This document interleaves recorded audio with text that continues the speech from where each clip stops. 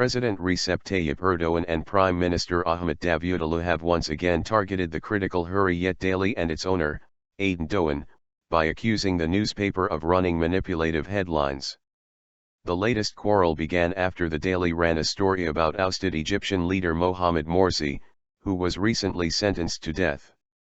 In yet another instance of targeting independent media outlets that are critical of the government, Erdoğan first attacked the daily for its story headlined "World in Shock, Death Sentence to President Who Won 52% of Vote."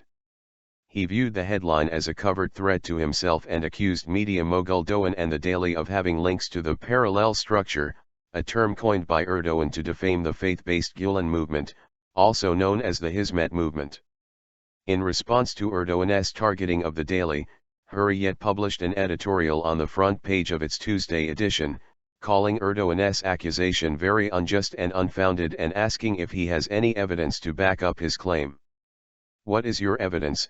the editorial asked. "Is your evidence that we used a sentence that you yourself used? Could there ever be such evidence?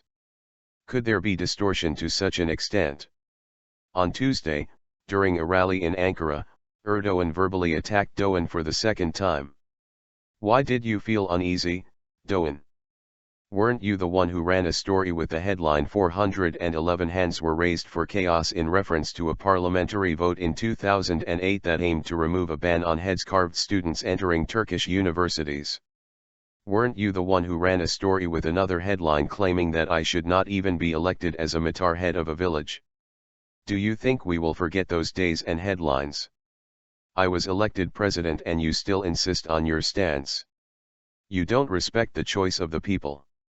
Davutoğlu joined the chorus of intimidation of Doğan and his Hürriyet daily. Addressing a crowd in Zonguldak during an election campaign rally, the Prime Minister also recalled the old headline about the parliamentary vote proposing to remove the headscarf ban. "Those who ran such stories against freedoms in the past now mention freedoms and advocate them.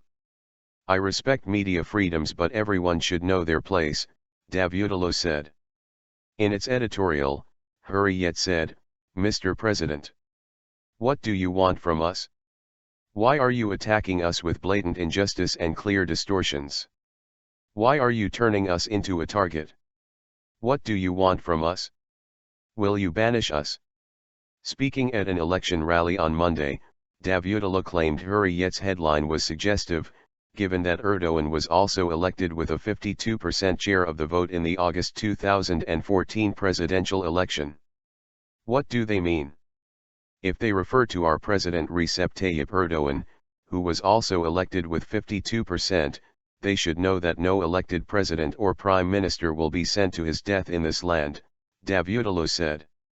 Hürriyet responded to the prime minister by saying that Erdoğan had also referred to Morsi as a president who was elected with 52% of the vote during a speech on Saturday and that his implied accusation was unfounded. Meanwhile, after the government targeted the Hürriyet daily, several columnists for the newspaper wrote articles targeting the Hizmet movement, also known as the Gülen movement and inspired by Turkish Islamic scholar Fethullah Gülen. These articles included one by Smit Birkin, who mentioned fabricated allegations prepared by a prosecutor in an investigation into Gülen and the movement.